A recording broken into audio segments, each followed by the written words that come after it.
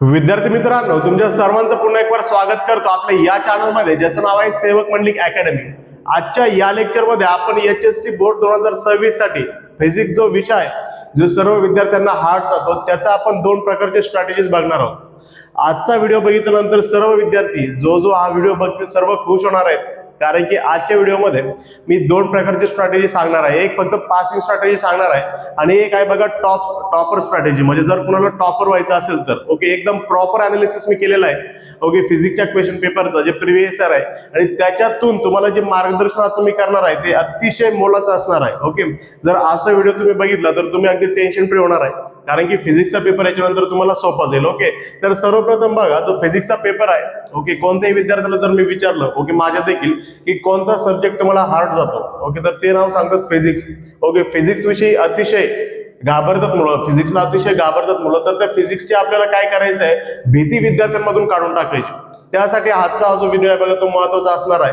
अगदी 20 दिवस तुमच्या पेपरसाठी बाकी आहे ओके, फक्त बोर्डाचा पेपर जो आहे 10 फेब्रुवारीला, त्यासाठी अवघे 18 ते 20 दिवस बाकी आहे ओके। त्यामध्ये तुम्हाला स्टडी करायचं आहे आणि जे अनालिसिस मी करून सांगणार आहे ओके, जे मार्गदर्शन आज मी करणार आहे, अगदी त्याचं स्टडी तुम्हाला करायचं आहे। सर्वप्रथम लक्षात ठेवा ओके, 2026 जो पेपर आहे, जो फिजिक्सचा पेपर असतो, तो टोटल 70 मार्कांचा असतो ओके। किती मार्कांचा असतो? 70 मार्कांचा तुम्हाला थेअरीचा पेपर द्यायचा असतो ओके, म्हणजे जो लिखित पेपर द्यायचा आहे, रिटन एक्झाम। त्यानंतर बघा 30 मार्काची प्रॅक्टिकल एक्झाम असते। असा टोटल तुमचा जो पेपर असतो तो 100 मार्कचा असतो। आता एक गोष्ट लक्षात ठेवा, जो पेपर 70 मार्कांचा असतो तो ओरिजिनल मध्ये विथ ऑप्शन सहित तुम्हाला 98 मार्क्ससाठी पडतो ओके। जो पेपर 70 मार्कांचा आहे तो खऱ्यामध्ये 98 मार्कांचा पडतो, आणि त्या 98 पैकी आपल्याला 70 मार्कांचं लिहायचं असतं। किती सोपं आहे ओके। 28 मार्काचे एक्स्ट्रा क्वेश्चन्स पडतात ओके। मग तेच मी तुम्हाला सांगत आहे, टोटल 4 प्रकारचे सेक्शन असतात ओके। ए नावाचा असतो, बी नावाचा असतो, सी नावाचा आणि डी, असे 4 सेक्शन असतात ज्यामध्ये तुमचा जो पेपर आहे तो विभागला गेलाय। तर तुम्हाला काय करायचं आहे, तर पहिली स्ट्रॅटेजी बघा 1 नंबरची, ते आहे फॉर पासिंग ओनली। असे विद्यार्थी ज्यांना फक्त पास व्हायचंय, मला कसंही करून फिजिक्स फक्त पास व्हायचंय ओके, ही जर स्ट्रॅटेजी तुम्ही फॉलो केली तर पास नाही, तुम्ही पासच्याही पुढे जाल ओके। आता बघा स्ट्रॅटेजी कशी आहे। 1 नंबरला काय करायचं, तुम्हाला सेक्शन ए करायचं आहे ओके। सेक्शन ए असतं बघा 8 मार्कांचा, ज्याच्यामध्ये 8 क्वेश्चन असतात। सेक्शन ए मध्ये जो पहिला क्वेश्चन आहे बघा, क्वेश्चन नंबर 2 ओके, त्याच्यामध्ये असतं बघा आन्सर द फॉलोइंग। तो जो आन्सर द फॉलोइंग क्वेश्चन आहे त्याच्यामध्ये टोटल 8 क्वेश्चन असतात, आणि 8च्या 8 क्वेश्चन जे आहेत बघा त्याच्यामध्ये ऑप्शन नसते, 8च्या 8 तुम्हाला अटेम्प्टच करायचे असतात।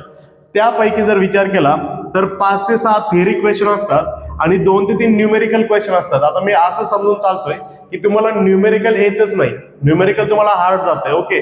मग तुम्हाला काय करायचं, तुम्हाला फक्त थिअरी करायची, थिअरीवरती फोकस करायचंय ओके। मग जे 8 मार्काचे क्वेश्चन आहेत त्यापैकी जे 8 क्वेश्चन्स आहेत, जो 1 मार्कासाठी प्रत्येक असतो, त्यापैकी 5 ते 6 जे थिअरीचे क्वेश्चन्स आहेत ओके, त्याच्यापैकी आपण कमी पकडून चालू, जास्त पकडायचीच नाही आपल्याला, 5 पकडूया। तर त्या ठिकाणी तुम्हाला 5 मार्क घ्यायचे। किती मार्क घ्यायचे? 5 मार्क ओके। त्यानंतर जर पुढे गेलो, म्हणजे सेक्शन ए मध्ये बघा, सेक्शन ए मध्ये क्वेश्चन 2 मध्ये 5 मार्क कन्फर्म भेटलेच पाहिजे। त्यासाठी तुम्हाला थिअरी करायची, फक्त न्यूमेरिकल अजिबात करायचं नाही ओके। ज्यांना फक्त पास व्हायचं त्यांच्यासाठी चालू आहे। त्यानंतर नंबर 2 बघा, सेक्शन बी किती मार्कांचा आहे? 16 मार्कांचा। किती क्वेश्चन येतात? 12 क्वेश्चन येतात ओके। 8च क्वेश्चन अटेम्प्ट करायचे असतात आणि त्याच्यासाठी 12 क्वेश्चन येतात। काय म्हटलंय बघा, attempt any 8 of the following, कोणतेही 8 अटेम्प्ट करा फॉलोइंग पैकी। 12 क्वेश्चन्स असतात, 8 अटेम्प्ट करायचे। त्यापैकी बघा 7 थिअरी क्वेश्चन्स असतात आणि 5 न्यूमेरिकल असतात। 7 थिअरी क्वेश्चन्स आहेत ओके। मग या ठिकाणी तुम्हाला 14 मार्क मिळाले पाहिजे। न्यूमेरिकलचा पार्ट तुम्ही सोडून द्या, फक्त थिअरी करा। बेस साठी 14, 2 मार्कांसाठी 1 क्वेश्चन जर पकडून चाललो तर या ठिकाणी 7 थिअरीचे क्वेश्चन्स आहेत, 2 मार्कला 1 जर पकडला तर बेस साठी 14, या ठिकाणी 5 घ्यायचे, तुम्हाला या ठिकाणी 14 घ्यायचे। समजलं इथपर्यंत? सेक्शन बी चा विषय संपला। पुढे गेलं तर सेक्शन डी आला ओके। सेक्शन ए मध्ये किती मार्क मिळवायचे? 5 ओके। सेक्शन बी मध्ये किती मिळवायचे? 14 पडलेच पाहिजे। त्यानंतर पुढं सेक्शन डी मध्ये बघा, सेक्शन डी जो असतो तो 12 मार्कांचा असतो, ज्याच्यामध्ये 5 क्वेश्चन्स असतात, 5 ओके। आणि 5 पैकी तुम्हाला अटेम्प्ट करायचे 3। Attempt any 3 of the following, कोणतेही 3 अटेम्प्ट करा। आणि प्रत्येक क्वेश्चन जो असतो तो 4 मार्कांसाठी असतो। किती मार्कांसाठी? 4।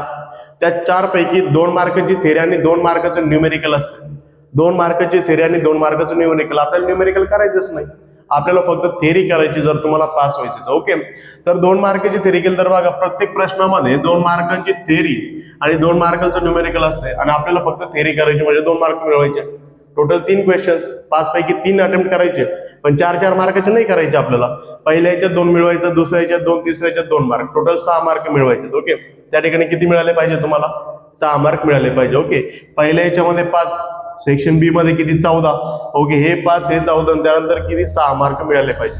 त्यानंतर पुढे काय करायचं तर लक्षात ठेवा, हे 5 आणि 14 किती झाले? 19. 19 आणि 6 किती झाले? 25. ओके, हे 25. त्यानंतर एक क्वेश्चन असा असतो त्या ठिकाणी जो सर्व विद्यार्थ्यांना ज्याचे क्वेश्चनचे मार्क मिळतात. ओके, तो आहे बघा जॅकपॉट मार्क्स 10 MCQ. ओके, प्रत्येक विद्यार्थी जो आहे बघा तो MCQ वरच डिपेंड असतो, कारण की त्याला माहित आहे आपण 10 जरी MCQ लिहिले तरी आपण पास होऊ शकतो. तर या ठिकाणी मी 10 मार्क पकडलेत. ओके, 10 पैकी आपण 7 धरू. ओके, तुम्हाला माहिती आहे कॉलेजमध्ये तुमच्या ओके काही सर लोक असतात जे MCQ देऊन जातात किंवा काही विद्यार्थी असतात ते देखील MCQ देतात. ओके, जर असेल तर काही कॉलेजमध्ये, सगळ्याच कॉलेजमध्ये नाही. ओके, तर हे 10 MCQ तर किती झाले बघा, ते 25 नाही 10 किती झाले? 35. ओके, म्हणजे टोटल जर विचार केला तर 35 मार्कांचं तुम्ही लिहू शकता 70 पैकी. किती मार्कांचं लिहू शकता? 35.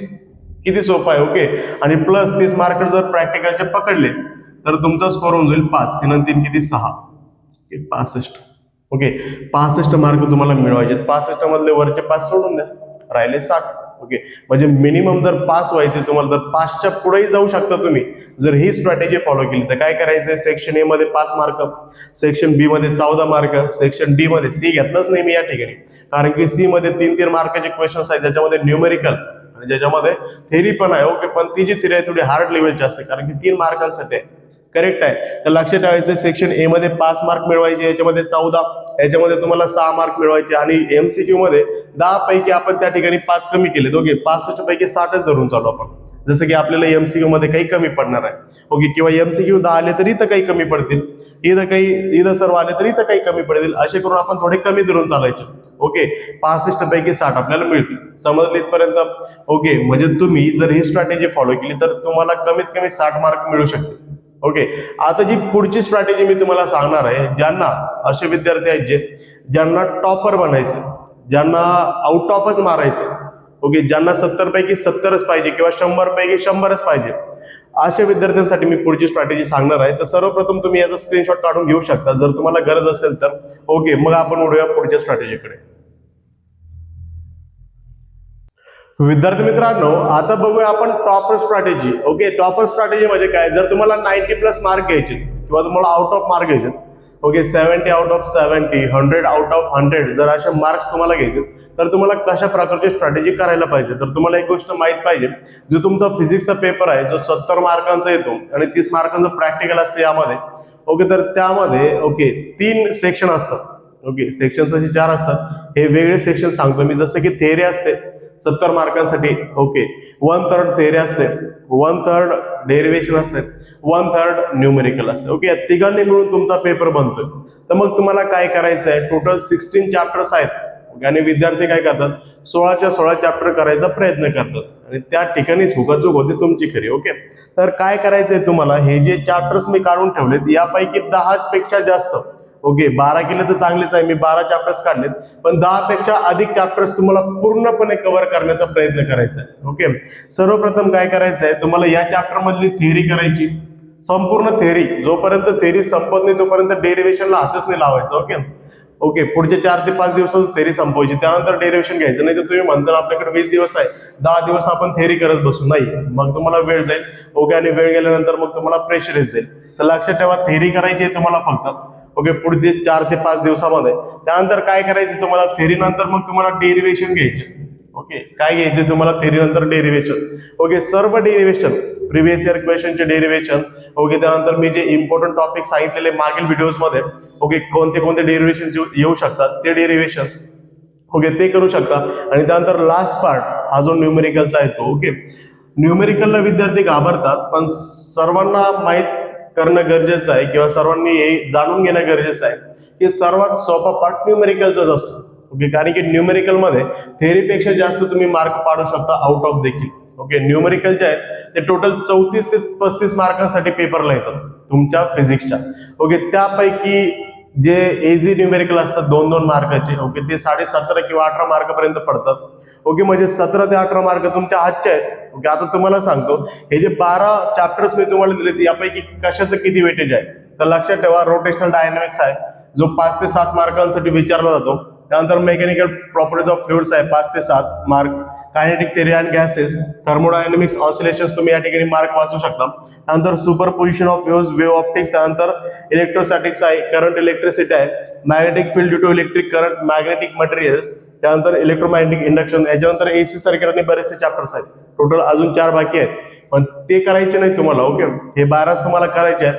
हे 12 जर चॅप्टर तुम्ही केले तर बघा सेक्शन डी मध्ये 4-4 मार्काचे क्वेश्चन असतात का. ओके, त्याच्यामध्ये हा जो मॅग्नेटिक मटेरियल आहे का याच्यापैकी एक क्वेश्चन विचारला जातो.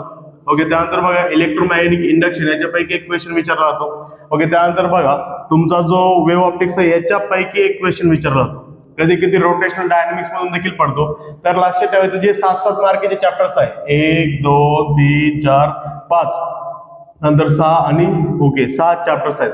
तर या 6 चॅप्टर पैकी अर्धी थिअरी येणार आहे तुम्हाला, अर्ध डेरिव्हेशन किंवा न्यूमेरिकल येणार आहे. ओके, तर तुम्हाला एक गोष्ट लक्षात ठेवायची, यांच्यामधले न्यूमेरिकल चांगले करायचे तुम्हाला. जर न्यूमेरिकलचा अभ्यास तुम्ही करायला घेतला तर सर्वप्रथम तुम्हाला रोटेशनल डायनॅमिक्स घ्यायचा आहे. ओके, न्यूमेरिकलसाठी. त्यानंतर मेकॅनिकल प्रॉपर्टीज घ्यायचं आहे, त्यानंतर कायनेटिक थिअरी केटीजी घ्यायचं आहे, थर्मोडायनॅमिक्स घ्यायचं आहे, त्यानंतर वेव्ह ऑप्टिक्स घ्यायचं आहे, त्यानंतर इलेक्ट्रोमॅग्नेटिक इंडक्शन घ्यायचं. जे 7 मार्काचे पहिले चॅप्टर्स आहेत ते सर्वप्रथम तुम्हाला उडवायचे. का? कारण की त्या ठिकाणी तुमचे 7 मार्क फिक्स होणार आहे. सर्वप्रथम थिअरी करायची, त्यानंतर डेरिव्हेशन करायची, त्यानंतर न्यूमेरिकल. जे 7 मार्काचे. ओके, आता समजा हा जो आहे बघा तुमचा ऑसिलेशन किती मार्काचा आहे, 4 to 5 मार्कचा.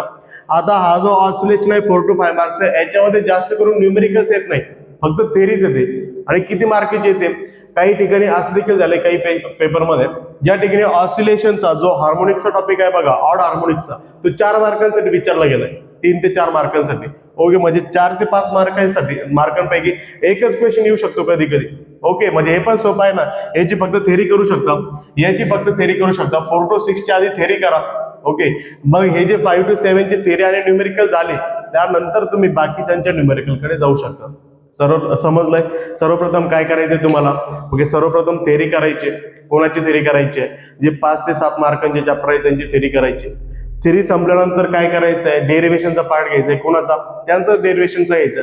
नंतर काय घ्यायचे, त्यांचेच न्यूमेरिकल घ्यायचे. ओके, 5 ते 7 मार्कांचे चॅप्टर्स झाल्यानंतर मग तुम्हाला जे 4 ते 6 मार्कांचे आहेत, मग त्यानंतर 4 ते 5 मार्कांचे असे फक्त एवढे 12 चॅप्टर करायचे. एवढे 12 जरी चॅप्टर्स तुम्ही केले तर लक्षात ठेवा 54 मार्क तुम्ही 70 पैकी पाडू शकता कमीत कमी. आणि जास्तीत जास्त विचार केला तर 70 पेक्षाही जास्त, म्हणजे 70 तर पडतील आणि 70चाच पेपर असतो आपला. ओके, आणि जर या ठिकाणी तुम्ही 54 पेक्षा अधिक घेतले, ओके, 70 पर्यंत मार्क, तर कदाचित तुम्ही 90 पेक्षाही जास्त जाऊ शकता, कधी कधी 100 येऊ शकतं. ओके, पण 100 तुमचं व्हायचं नाही. ओके, कारण की कॅल्क्युलेशन मध्ये थोडेफार मिस्टेक होतील, तर 90+ तुम्ही जाऊ शकता. तुमचं टार्गेट जे आहे ते 90+ जाण्याचं असलं पाहिजे. ओके, तर या व्हिडिओमध्ये मी 2 प्रकारच्या स्ट्रॅटेजी सांगितल्या. नक्कीच आजचा व्हिडिओ मी तुम्हाला आवडला असेल. ओके, आजच्या व्हिडिओमध्ये मी 2 प्रकारच्या स्ट्रॅटेजी सांगितल्या. एक फक्त पासिंगची स्ट्रॅटेजी सांगितली, एक फक्त टॉपर स्ट्रॅटेजी सांगितली. ओके, जे फक्त पासिंगचा विचार करत असेल त्यांनी पासिंगची स्ट्रॅटेजी उचला, जे टॉपर स्ट्रॅटेजी करत असतील त्यांनी ही स्ट्रॅटेजी उचला. आणि याच्यामध्ये पण तुम्ही मार्क्सची स्ट्रॅटेजी इन्क्लूड करू शकता, म्हणजे तुम्हाला बुस्टर डोस मिळेल आणि तुम्ही चांगले मार्क्स पाडू शकता. ओके, जर आजचा व्हिडिओ तुम्हाला आवडला असेल तर नक्कीच व्हिडिओला लाईक करा, चॅनलला सबस्क्राईब करा आणि तुमच्या मित्रांपर्यंत देखील पोहोचवा, जेणेकरून त्यांना देखील याची मदत होईल. Thank you so much.